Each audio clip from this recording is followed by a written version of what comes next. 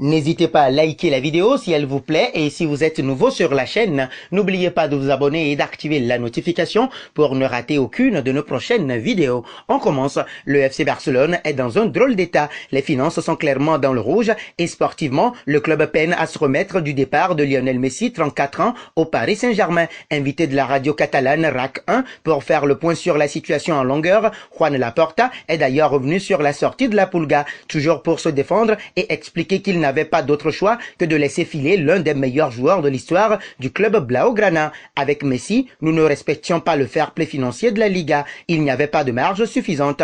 Ensuite, on a vu que l'investissement que l'on nous proposait pouvait nous mettre en danger. Nous avons mis l'institution au premier plan. Le Barça passe avant Messi et n'importe quel président, a-t-il rappelé, lâchant tout de même une sacrée phrase par la suite.